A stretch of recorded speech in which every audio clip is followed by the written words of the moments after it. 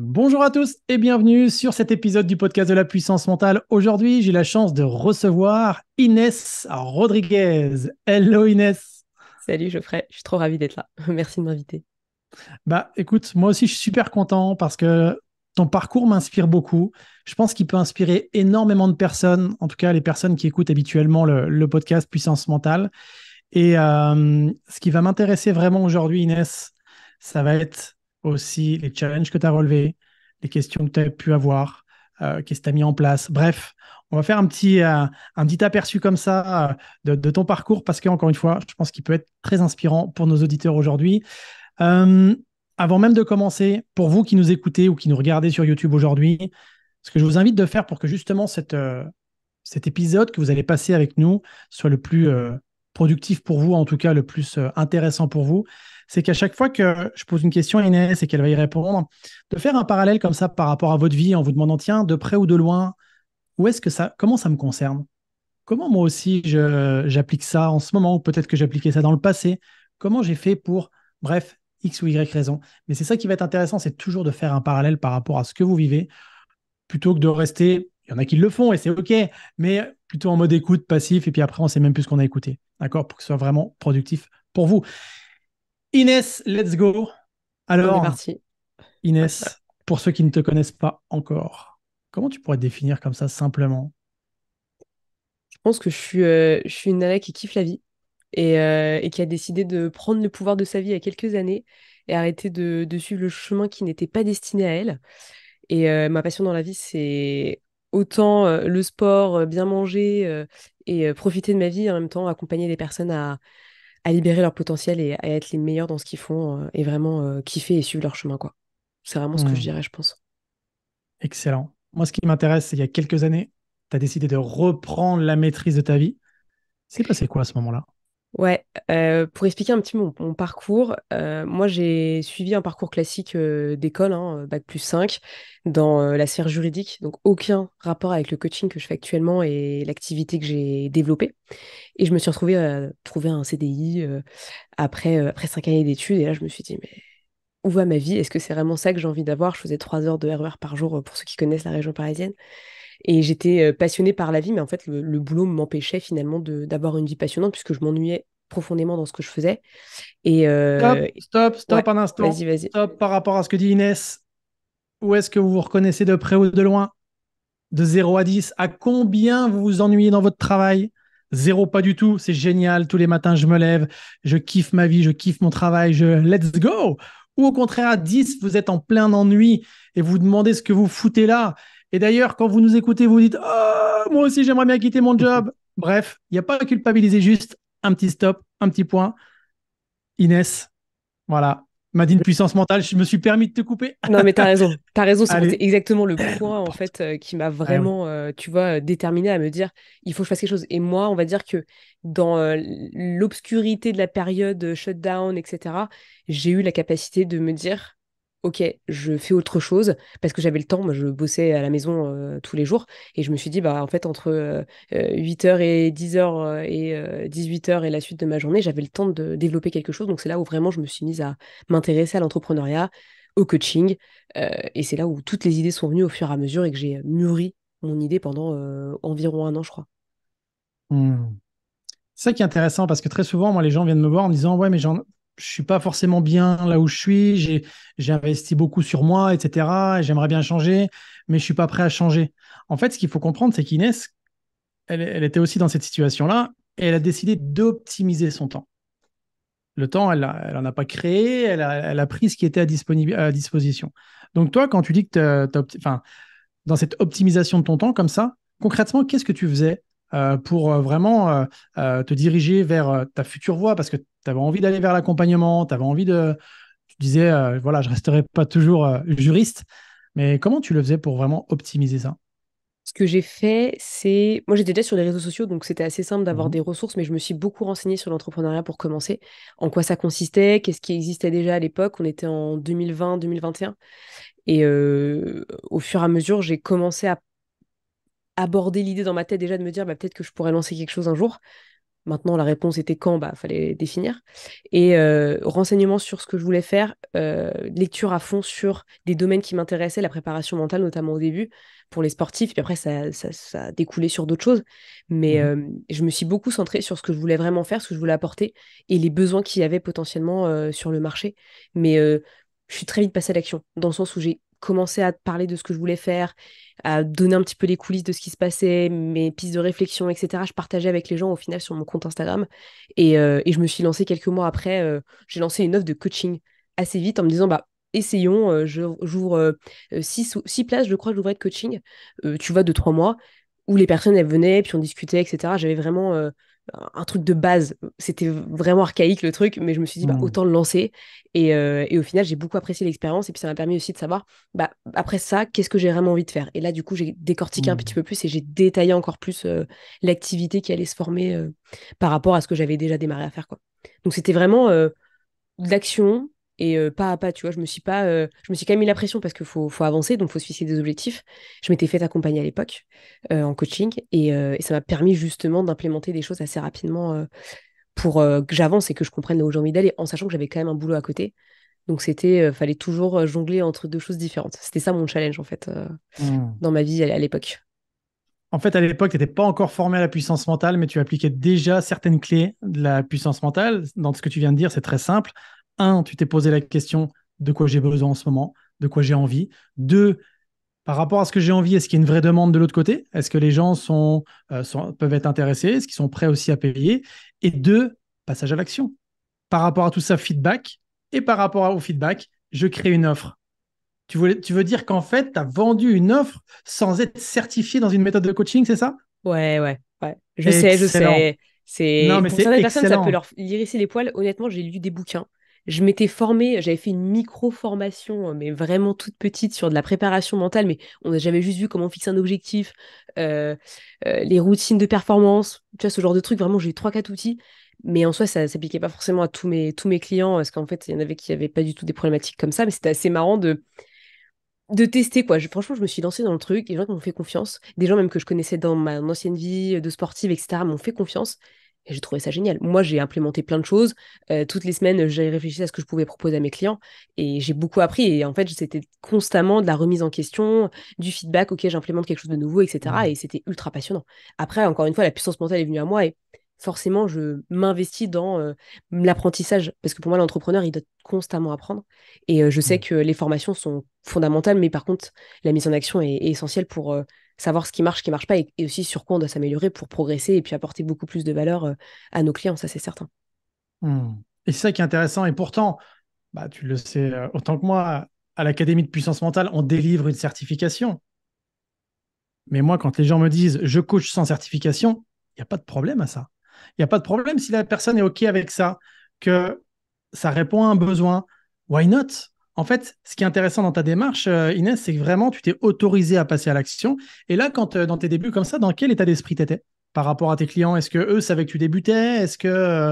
Comment est-ce que tu as décidé d'être transparent vis-à-vis d'eux? Est-ce que tu avais un peu le syndrome de l'imposteur ou pas? Comment tu étais à ce moment-là? Pense qu'on a tous un petit peu le syndrome de l'imposteur. Moi, je l'avais pas spécialement, en tout cas, je le sentais pas parce que je disais aux personnes que Mm. j'étais débutante, que je démarrais, que c'était mon feeling, mon intuition, et que à côté de ça, bah forcément, je m'auto-formais à tout ce que je proposais. Donc, c'était vraiment en fait une expérience de vie que j'avais envie de vivre et j'avais Mm. pas spécialement envie à l'époque, j'avais pas les fonds pour me payer une formation. Tu vois, ni CPF ni rien parce que je venais de commencer à travailler. Bah Je oui. crois que j'avais genre 500 euros sur mon CPF. Enfin, tu vois, j'avais rien. J'avais pas d'argent ou quoi que ce soit et bah ok, je me lance avec les moyens du bord. C'était pas parfait, c'était il y a 2 ans déjà que je me suis lancée. Et en fait, bah, ça m'a beaucoup plu et les gens m'ont fait confiance parce que j'ai été très transparente, ça fait partie de mes valeurs, l'honnêteté, Mm. l'authenticité. Et pour moi, je me voyais pas lancer quelque chose en leur disant non mais je suis l'expert dans le domaine, il n'y a pas de souci, etc. Ils le savaient très bien en venant avec moi et majoritairement, il y a eu des résultats. Il y en a avec qui ça n'a pas trop bien fini, mais enfin, ils n'ont pas eu les résultats escomptés, je pense. Mhm. Mais avec d'autres, ça s'est super bien passé, ils étaient super contents. Donc ça m'a permis d'avoir, tu sais, une sorte de première base. Et après de me dire, ok, bon bah Mm. maintenant, qu'est-ce que je fais pour m'améliorer? Parce que bah, je ne vais pas rester à ce stade-là. Le but, c'est de continuer à m'améliorer. Et dans la puissance mentale, on apprend qu'il faut toujours s'améliorer, continuer à apprendre et pour délivrer beaucoup plus de valeur. Ça, c'est important. Excellent. J'aime beaucoup ta posture du départ qui est celle de l'authenticité, de la transparence, en disant bah ok, je débute, je m'auto-forme, je suis là pour vous aider et c'est ce qui est intéressant parce que les personnes qui ont parfois qui ressentent ce syndrome de l'imposteur, c'est-à-dire qu'ils ne se sentent pas à leur place dans ce qu'ils proposent, c'est souvent un problème de posture. Et la posture, c'est qu'ils sont maladroits dans le fait qu'ils vont aller proposer des choses à des personnes, mais ils ne sont pas en capacité de le faire. Alors que toi, tu avais cette capacité parce que justement, tu étais finalement transparente vis-à-vis de toi-même, transparente vis-à-vis des autres. Comme tu dis, j'ai eu des résultats. D'autres fois, on a eu des résultats. Parfois, on n'en a pas eu et c'est OK. Et à ce moment-là, toi, quand tu proposais ce genre d'accompagnement, quel était vraiment comment dire, quelle était peut-être ton plus gros doute ou ta plus grosse crainte quand tu avais des gens qui venaient te voir et qui te faisaient confiance comme ça? C'est qu'ils soient pas satisfaits. C'était que Hum, ça se passe pas bien ou que euh, quand je dis qu'ils n'ont pas eu de résultats, c'est encore une fois pour moi le coaching, c'est deux personnes qui travaillent hum, ensemble. Il faut que les deux avancent au même rythme. Et dans certains cas, tu as des personnes qui sont pas prêtes à être coachées, mais qui veulent quand même être coachées. Et à l'époque, bah moi j'ai fait l'erreur de débutant qui est de prendre un peu n'importe qui sans trop me poser de questions. Mais en fait, il y avait des personnes qui n'étaient pas encore prêtes à réaliser les changements nécessaires. Et moi, hum, j'étais pas non plus à la hauteur de les aider dans ce cheminement aussi. Donc, je pense que j'étais dans une période de doute en mode, bah, je sais pas si je vais réussir, mais de toute façon, bah, dans le pire des cas, je rembourse la personne. Tu vois, moi, j'étais OK avec ça. Je me suis dit, au pire, hum, elle me demande. Je le rembourse, je fais pas ça pour l'argent, en fait. Quand j'ai démarré, j'étais en mode, bah, de toute façon, j'ai un job à côté, j'ai besoin de rien. hum, C'est vraiment pour me tester. Et si la personne, elle n'est pas contente, bah, ça m'aurait un peu embêté. Mais majoritairement, dans l'ensemble, ça a été. Mais encore une fois, c'était le fait de pas réussir, le fait de me retrouver, j'ai pas de solution, je sais pas quoi faire de plus. J'ai tout essayé, tu vois, le truc un peu où je sais plus quoi faire. Mais ça, encore une hum, fois, c'est pas encore arrivé, donc tant mieux, mais c'était c'était très challengeant. Honnêtement, c'était une grosse sortie de zone de confort parce que là, c'était des hum, visios d'une heure et demie. Enfin, quand t'as jamais fait ça de ta vie, moi, j'avais jamais fait ça, hein, donc c'était bizarre, mais c'était tellement challengeant et tellement motivant pour moi de le faire que j'ai pas regretté le fait d'avoir pris cette décision un peu dingue de me lancer comme ça. C'était trop bien. J'ai trop appris. Et qu'est-ce qui te manquait justement à ce moment-là pour que justement ça fasse la différence dans ton accompagnement pour toi, avec le recul que tu as maintenant? Je pense qu'il me manquait beaucoup de maturité sur le Mhm. projet que je lançais, la manière dont je lançais et ce que je proposais exactement aux personnes. Tu vois, je pense que je suis pas allée voir, j'ai pas défini de client idéal, j'ai pas défini les besoins de la personne, j'ai un peu été au feeling. Ouais, si t'as un problème de mindset, t'as envie de travailler ta confiance, je sais pas quoi, vas-y, Ouais. viens bosser avec moi. C'est un peu ce que j'ai dit au départ. Ça n'a aucun Hum, sens, il fallait quelque chose de plus structuré, donc il me manquait aussi la structure et hum, il me manquait bah, des outils. Ça, c'est certain. Je sais qu'il m'en manquait aussi, mais j'en ai acquis au fur et à mesure. Mais encore une fois, c'était, tu vois, le fait de quand tu implémentes une première fois un outil, c'est pas là où tu es le meilleur, quoi. Faut l'implémenter plusieurs fois pour que derrière ce soit vraiment ancré, quoi.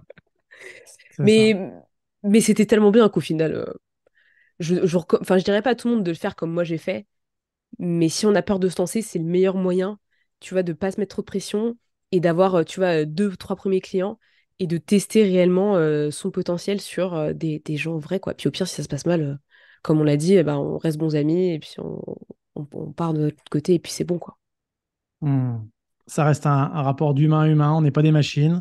Et plus on est sincère, plus on est honnête, plus on est transparent, et mieux ça se passe. Donc finalement, oui, un problème de structure, un problème d'outils aussi. Euh, Au début, tu allais vraiment à l'intuition, en fait, au feeling. C'est tiens, personne elle doit avoir un problème de ça, on fonce, on y va, et un peu à l'emporte-pièce, c'est ça? Ouais, j'avais toujours envie d'aider les gens et je pense que le fait de faire ça, c'était un peu mon moyen à moi de Hmm. continuer à aider les gens dans cette période un peu bizarre de Covid où Bah ouais. vraiment la vie était un peu au ralenti, etc. Et j'avais l'impression vraiment d'avoir un impact chez eux et pour moi, c'était tout ce qui importait. C'était que c'est un impact positif, qu'ils se sentent mieux et que même si ils n'ont pas potentiellement tous atteint leur objectif final, au moins ils aient vu une certaine évolution et que après ça, ils ne soient pas trop revenus en arrière sur certaines choses, quoi. Donc moi, Hmm. c'était revenir à ma passion profonde, honnêtement, et c'était trop bien. Je le redis Hmm. encore une fois. Donc finalement, tu étais dans une période où tu avais envie de changer de job, tu te sentais plus bien. Pourtant, tu avais un bac plus 5, tu avais travaillé pour ça, tu l'avais, ok, mais tu avais envie d'aller autre chose. Et plutôt que de te dire, ah, la vie est compliquée, tout ça, tu as décidé d'aller de l'avant, tu as décidé vraiment de tester, d'expérimenter. Et c'est vrai que peut-être qu'il y a des personnes qui t'écoutent aujourd'hui qui, elles, ont plein de certifications dans les poches, mais n'osent pas aller de l'avant, en fait. Qu'est-ce que tu leur dirais, toi, à ces personnes-là? Parce qu'encore une fois, il n'y a pas à culpabiliser. C'est aussi chacun avec son expérience, chacun avec son parcours, chacun avec sa façon de voir les choses. Parce que toi, Je tu as dirais démarré sans certif et il y en a ouais, qui ont plein de certifs plein les poches, mais qui n'osent pas démarrer. parce qu'encore une fois, faut déconstruire des croyances. Tu vois, moi, je pars du principe qu'une certification ne veut pas forcément dire que la personne en face, elle est excellente dans ce qu'elle fait et que, elle maîtrise, tu vois, tout type de situation. Encore une fois, voilà, même moi, tu vois, aujourd'hui, je vais être certifiée potentiellement en préparation mentale. Est-ce que je vais être excellente dans ce que je fais? Bah non, il va me falloir des années, tu vois, pour perfectionner mon art et continuer à m'améliorer. Et pour moi, une certification, c'est simplement un bout de papier qui te dit que tu as appris quelque chose. Mais derrière, le plus important, c'est de venir pratiquer. Moi, je sais Mm. que si le coaching, j'étais que en train d'imaginer que je le faisais, honnêtement, ma vie, elle serait plus ennuyante. Et je dirais aux personnes qui ont envie de se lancer, mais franchement, osez parce qu'il n'y a pas de retour en arrière par la suite, quoi. Moi, ça m'a pris quasiment 2 ans de quitter mon job, de quitter cette identité de juriste que j'avais. J'ai dû faire un deuil de quelque chose. Et, euh, et je sais que pour ceux qui ne savent pas, j'ai 27 ans. Donc on va dire que j'avais pas une grosse expérience dans la vie active, mais je pense à toutes les personnes qui ont 10, 15, 20 ans. Je peux comprendre que ce soit difficile de changer d'identité, de totalement shifter au niveau du regard des autres, au niveau de qui on est en fait. On change totalement, on devient une autre personne. Moi, je suis un ovni pour les gens aujourd'hui, pour tous mes potes d'ailleurs, hein. C'est assez marrant, même si je suis dans la génération peut-être plus moderne ou quoi, et les gens, ils savent pas ce que je fais, hein. Et puis, ils osent pas me poser la question non plus, c'est ça qui est assez marrant. Mais je dirais, faut oser le plus vite possible et le faire progressivement. Moi, ça m'a pris 2 ans. Peut-être Mm. que ce sera le cas pour d'autres personnes, ou peut-être que ce sera moins ou plus court, qu'importe. Mais le plus important, c'est de commencer à pratiquer le plus vite possible. Une certif, Mm. c'est bien, mais c'est pas suffisant pour réellement la pratiquer. Parce que pour moi, une certif, demain, c'est. Moi, ce que je préfère, c'est voir mes clients heureux et épanouis et qui a un impact après l'accompagnement. Si on n'a pas, c'est là où moi, je suis ennuyée. Mais Mm. si, l'assertif, au final, c'est un moyen, c'est un outil que j'ai dans ma boîte, en fait. C'est pas quelque chose que je vais dire à tout le monde, ouais, je suis certifiée en préparation mentale, je vais pas forcément le dire à tout le monde. Par contre, maintenant que je vais être coach en préparation mentale, là oui, parce que du coup, ça donne une certaine prestance, etc. Mais l'assertif, c'est un bout de papier. Le plus important, c'est ce qu'on vit et ce qu'on apprend et ce qu'on donne aux autres. Mm. D'où l'importance pour les gens qui veulent se former, peu importe les méthodes, peu importe les formations que vous voulez suivre, c'est au-delà d'un bout de papier. Parce que concrètement, vous allez sur Groupon, 45 euros, vous avez un bout de certif qui vous dit que vous êtes coach de vie, donc c'est parfait. Mais la vraie question, c'est quand vous allez vous former, est-ce que vous allez pratiquer? Avec qui vous allez le faire? Dans quelle ambiance? Qui vous forme, etc. Et c'est ça qui est important d'étudier auparavant pour pas se lancer n'importe où, n'importe comment. Et justement, moi, ce qui m'intéresse aussi, Inès, dans ce que tu dis, comment tu gères le regard des autres? Parce que c'est vrai que quand on dit, quand les gens te posent des questions et tu leur dis peut-être que tu es dans le coaching, ils vont dire ah, encore une de plus. Encore une qui Peut-être, a fait un peut-être, ouais. burn-out et qui a voulu faire dans le coaching.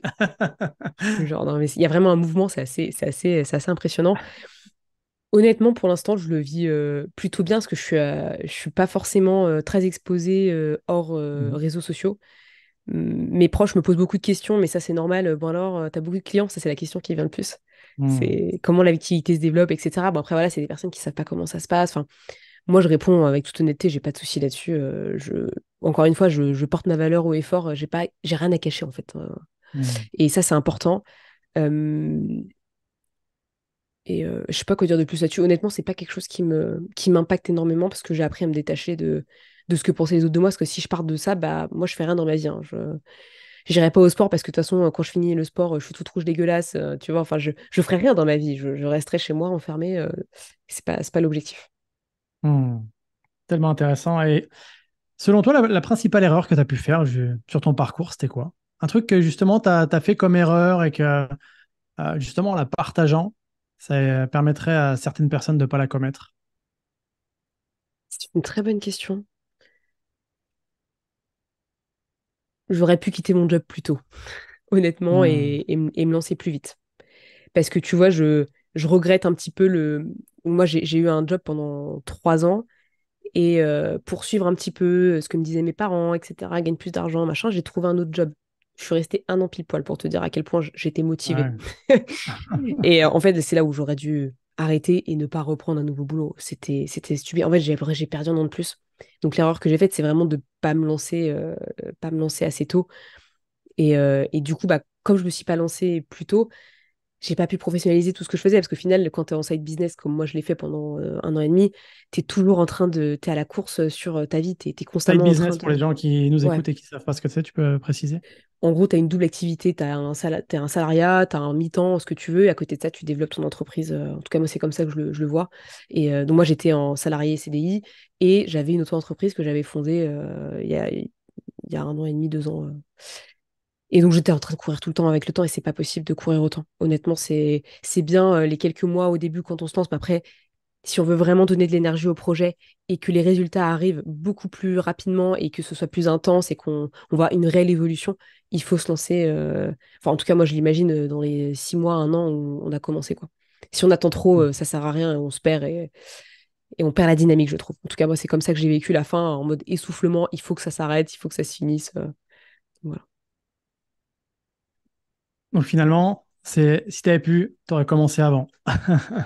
Commencer plus tôt et quitter un job ou prendre un Hmm. mi-temps, prendre quelque chose qui me laisse plus de temps et pas reprendre un Hmm. CDI où je devais beaucoup bosser pour un job qui me plaisait pas, quoi. Hmm. Et depuis que tu as décidé, donc au départ, si je résume, hein, au départ, donc tu avais ce job qui te plaisait pas, tu as décidé de te lancer dans le coaching, un peu en mode intuition, un peu en mode, voilà, j'écoute mon cœur, je vois les connaissances que j'ai apprises, je les mets en place, ok? Pour toi, maintenant que tu as été formé, c'est quoi le gros changement que tu vois? Plus de Au- qualité, Au-delà du honnêtement. fait que tu as augmenté tes tarifs. Ouais, bah oui, les tarifs ont augmenté, mais tu vois, je te dirais, je me sens plus en confiance. Tu sais, c'est même pas Hmm. juste des compétences que j'ai acquis. Enfin, je sais pas si les personnes qui suivent ton podcast connaissent un peu la formation de A à Z, un peu ce que tu proposes. Mais moi, en fait, je me suis sentie être dans une équipe. Tu vois, enfin, le fait qu'on se voit très régulièrement en Zoom et qu'on s'entraîne ensemble, je me sentais faire partie d'une équipe, d'une famille. Et ça m'a permis de gagner en confiance en moi, dans mon projet, dans mon business. Et moi, ce que j'ai beaucoup apprécié, c'est pouvoir aider les personnes, tu vois, qui sont pas au même niveau que moi. Ah Hmm. tiens, bah vas-y, essaye de faire ci, essaye de faire ça. C'est vraiment l'aspect entraide. Et tu vois, là, je sais, par exemple, j'ai donné ma conférence. Je sais déjà que je vais contacter 2, 3 personnes pour qu'elles m'aident à faire des TAO, etc. Pour que justement, elles m'aident à me préparer mentalement. Et je sais que ça leur fera plaisir, tu vois. Et on s'entraide mutuellement. Donc, il y avait ce truc-là, là, beaucoup de confiance et des outils qui me permettent de donner beaucoup plus aux personnes que j'accompagne. Honnêtement, c'est ça qui est assez intéressant. Bon, pour l'instant, j'ai pas encore l'assertif. On attend que je l'ai pour te dire, maintenant que j'ai l'assertif, c'est cool, hein. On va toucher du bois. Mais tu vois, je trouve que c'est tellement. Je sais pas, ça change, ça m'a beaucoup changé mon mindset. Tu vois, je me suis dit, mais en fait, je peux faire beaucoup plus. Et ça m'a ouvert Hmm. l'esprit sur ma capacité à continuer à pratiquer encore plus le coaching et avoir envie de coacher encore plus de personnes. Hmm. Donc, au-delà on pourrait se dire, voilà, c'est une formation. Non, non, c'est beaucoup plus qu'une formation. C'est un accompagnement, c'est un suivi avec un séminaire qui te permet vraiment d'ouvrir ton esprit sur d'autres choses et qui te permet vraiment de travailler sur toi aussi parce que tu grandis en tant que personne, en fait. Et ça, Hmm. enfin, ça vaut de l'or, honnêtement. Ça vaut bien plus que 10 000 formations, tu sais, avec juste des supports écrits, des workbooks ou quoi. Ça vaut beaucoup plus que ça. Tu sais que quand tu m'as dit, t'as posé la question, est-ce que les gens savent ce que tu fais dans la formation? Je me suis dit, mais merde, je parle quasiment, en fait, très rarement de la formation. C'est ça qui est fou, en fait, hein. Et moi, quand j'interviewe des personnes comme toi, c'est le parcours qui m'intéresse et tout ça. Et j'ai jamais fait finalement de podcast où justement je parle exclusivement de la formation, dire tout ça. Je pourrais le faire d'ailleurs. Et je sais pas quand est-ce que vous allez écouter cet épisode, mais la formation dont parle Inès. C'est la formation de coaching en préparation mentale qu'on donne au sein de l'académie et les portes, elles ouvrent le 19 septembre 2023. Elles ouvrent 1 à 2 fois par an. Donc, normalement, voilà, ça devrait être dans quelques jours par rapport lorsque ce podcast va arriver. Mais ouais, c'est intéressant tout ce que tu dis parce que finalement, tu as gagné alors oui, les outils, la structure, tout ça. Mais finalement, c'est dans ta posture aussi, Bien sûr. quand tu parles de confiance. Qu'est-ce qui, vraiment, la grosse différence par rapport à avant, c'était quoi dans cette posture? Quelle petite chose qui pour toi fait vraiment la différence par rapport à avant? Je pense que je me sens encore plus coach Ah, parce que je me suis entourée de personnes qu'on m'a apporté, enfin, tu vois, même les postures des coachs qui étaient là, des superviseurs qui étaient là avec nous, qui sont tous passés par là. En hmm, fait, il y a tellement une autre énergie. Moi, honnêtement, j'ai changé de posture parce que je me suis sentie beaucoup plus leader dans ce que je faisais. Après, oui, c'est moi aussi qui ai travaillé, mais l'ambiance, le fait de se sentir accompagné, de se sentir aidé, de sentir l'entraide et vraiment de dire, en fait, j'appartiens vraiment à un corps de métier. Et quand tu es entrepreneur, des fois, tu peux te sentir un petit peu tout seul, tu sais pas trop où Hmm. mener de la tête. Je le vis en ce moment, hein, le fait d'être tout seul tous les jours, etc. Faut trouver des gens avec qui discuter, faut s'ouvrir aux personnes. Et le fait d'avoir cette communauté-là, où on s'entraide et on bosse ensemble, bah, moi, ça m'a vraiment permis de me dire, bah, en fait, j'ai ma place. Hmm. Je sais ce que je vaux et go, quoi. Il n'y a plus qu'à y aller et continuer justement les efforts sur la pratique et puis continuer, tu vois, à développer le mindset de la puissance mentale. Parce qu'au final, dans l'académie, je trouve qu'il y a vraiment un état d'esprit. Tu as Hmm. réussi à créer quelque chose où toutes les personnes qui sont dedans, on va avoir un même dialogue, on va avoir un même discours, on va avoir des mots-clés qui reviennent régulièrement. On est réunis par rapport à beaucoup plus que juste j'ai suivi la formation, quoi. Il y a vraiment tout un univers que tu as créé autour qui est intense et ultra passionnant à vivre. Honnêtement, c'est une vraie Hmm. aventure, quoi. Tu le vis pas. T'as 6 mois de formation et tu les vis à fond, quoi. T'es dedans et t'y vas et t'es content d'y aller, tu vois. T'es content d'être dedans et tu te dis, ah, c'est bon, c'est mercredi soir, let's go, on fait le webinaire d'entraînement avec tout le monde, bah, on est content de le faire. Hmm. C'est vrai que le terme famille revient souvent. C'est dingue. Exactement. Au départ, moi, je disais l'équipe, la team, hello la team, comment ça va? Mais c'est vrai que les dizaines et dizaines de personnes, là, on est en 2023, septembre 2023, on a formé près de 150 personnes depuis 2020. Et la plupart parlent d'une famille, en fait. Et ça qui est dingue, c'est justement, on se retrouve pas seul, ça stimule. Et c'est vrai que dans une période dans laquelle on vit, faut être réaliste, hein, c'est pas être défaitiste, mais il faut être réaliste. Trouver des gens qui sont boostants, dynamisants, qui ont le même objectif que toi, qui sont là, dès que tu leur donnes un projet, ils disent waouh, c'est génial, ça j'aimerais aussi, enfin, c'est intéressant et tout. Ça fait tellement du bien. Et c'est ça aussi qui est intéressant de créer, de rechercher. Ouais, bah, c'est chouette. Et d'ailleurs, quand tu disais, c'est rigolo parce que quand tu dis on utilise le même langage, tout à l'heure, tu t'en as peut-être pas rendu compte, tu as utilisé le mot Tao. Tao, en fait, c'est quand Inès parlait de l'entraînement, la préparation pour la certification, une Tao, c'est la technique d'anticipation optimale. C'est une technique bien précise de préparation mentale qui est dans la méthode puissance mentale. Donc voilà, des fois, on oublie, J'oublie on emploie totalement. des mots Honnêtement, comme tu me l'aurais pas dit, je l'aurais même ça. pas noté, hein. Franchement, c'est devenu naturel. Limite, des fois, C'est j'ai même du ça. mal à me rappeler de quel est le mot derrière Tao, tellement pour moi, la Tao, c'est Bah juste oui. un terme à lui-même, en fait. Mm. Excellent, trop bien. Et donc là, Inès, aujourd'hui, quels sont tes challenges? Vers où t'aimerais te diriger et qu'est-ce que tu sens qui est pour toi, voilà, tu sens qu'il va falloir peut-être augmenter, peut-être lâcher un petit peu. Ça serait quoi? Je te dirais que mes gros challenges en ce moment, c'est de vivre de mon coaching. C'est-à-dire qu'aujourd'hui, je vacille entre chômage et coaching. Mhm. Donc j'ai la chance d'avoir ce processus-là. Mais et encore, des fois, c'est un peu trop dans le confort, puisque je sais que j'ai quelque chose qui tombe malgré tout à la fin. Mais progresser dans ce que je fais, apporter beaucoup plus de valeur, avoir plus de clients forcément. Et dans l'objectif et dans l'ambition que j'aimerais bien créer une communauté d'entrepreneurs leaders. Moi, je suis beaucoup sur l'aspect leadership qui me paraît essentiel quand on veut être entrepreneur, qu'importe le niveau, je pense qu'il faut le développer parce que au-delà d'une posture, c'est vraiment un mode de pensée, un mode de vie.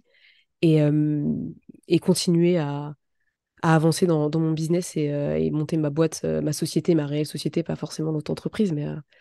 continuer là-dedans. Je sais pas si c'est très clair, mais je pourrais donner des objectifs très précis par rapport à la fin d'année, mais pour donner les grandes lignes, c'est vraiment ça, continuer, fonder une école, faire des séminaires, tu vois, être vraiment plus dans le présentiel, c'est quelque chose qui m'anime énormément, et continuer à inspirer d'autres personnes à suivre leur voie aussi, tu vois. Et c'est pour ça que je fais ce podcast avec toi, et c'est pour ça que j'ai mon podcast aussi. Enfin, tu vois, c'est allons-y, quoi. On a qu'une vie, autant en profiter un maximum, et je suis là pour la vivre à 200% aussi de mon côté, avec mon entreprise, parce que j'adore ce que je fais.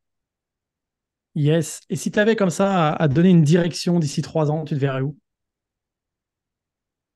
Je pense que d'ici 3 ans, j'aurai mon entreprise, du coup, créée, Mhm. avec deux, trois personnes qui bossent avec moi, je pense. Et des séminaires tous les 2 mois, 3 mois, Mais avec. t'allais dire tous les jours. Le Non, peut-être séminaire tous les pas. jours, 7 jours sur Non, non, 7. non. Séminaire, coaching, vraiment, Hmm. j'aimerais bien créer une sorte de. Un univers, tu vois. Ce sera pas de la formation, je pense, mais vraiment un univers où les personnes elles peuvent grandir. Et peut-être à la suite, j'aimerais bien avoir un lieu, tu vois, un écolieu dans lequel les gens peuvent venir, tu vois, même toi, d'autres personnes, et finalement, dans l'objectif de grandir et de repartir avec Hmm. des clés, et puis après, venir les appliquer dans leur propre univers, leur propre sphère. Et moi, je veux vraiment voir les gens grandir, en fait. C'est vraiment ce qui m'anime le plus. Donc, avoir je sais pas, un certain, tu sais, venir à un moment donné, planter des graines et puis repartir. Et puis peut-être les gens qui veulent rester, ils restent. Enfin voilà, j'ai vraiment ça en tête pour dans 3 ans.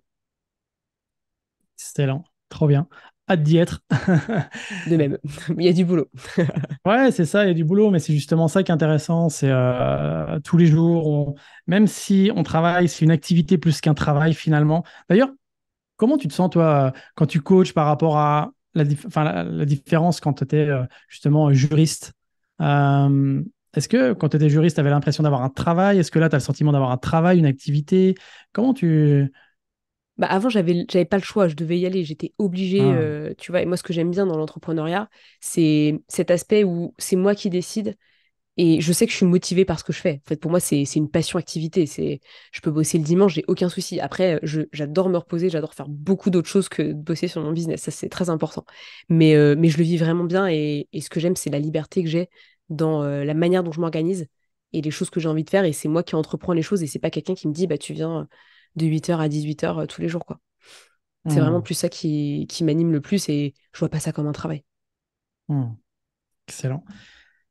Comme ça, si tu pouvais nous partager les trois principaux apprentissages, parmi tous les apprentissages que tu as pu avoir là sur quand tu as débuté, que tu as en tout cas pris cette décision de changer de voie, les trois principaux apprentissages, ça serait quoi?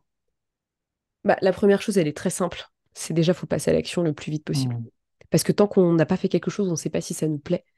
Et tout peut s'adapter à nous. Dans le sens où peut-être que toutes les personnes qui feront du coaching en réparation mentale, ok, on a une base. Après, la question, c'est comment est-ce qu'on l'adapte à nous et la personne qu'on est. Ça, c'est très important. L'action, c'est fondamental. La deuxième chose, c'est travailler très vite sur ses peurs. Parce que les peurs peuvent vraiment nous bloquer énormément. Et même nos croyances d'ailleurs, parce que moi je pensais que je devais garder mon CDI pendant un long moment, alors qu'en fait j'aurais pu le quitter très très tôt. Et ça, hmm, c'est bon, c'est la vie, hein, c'est comme ça, hein. J'ai réussi à le quitter, c'était déjà quelque chose d'assez impressionnant pour quelqu'un qui a eu toute sa vie des personnes qui lui ont dit ouais, le CDI c'est la vie. Donc ça, c'était cool. Et vraiment travailler vite sur ses croyances et sur ses peurs pour vraiment se développer mentalement. Et la troisième chose, c'est vraiment être très résilient et très patient parce que l'entrepreneuriat, c'est une aventure de vie. Moi, je le vois vraiment comme même un lifestyle. Au final, c'est un choix qu'on décide de faire.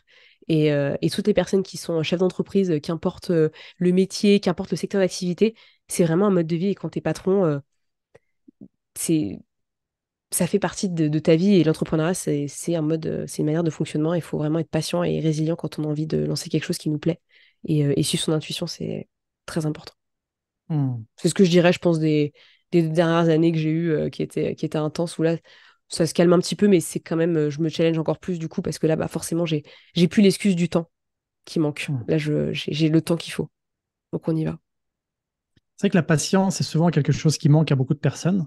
Mais en fait, on ne se rend pas compte à quel point une action mise aujourd'hui peut avoir un impact peut-être dans 3, 4, 5, 6 mois.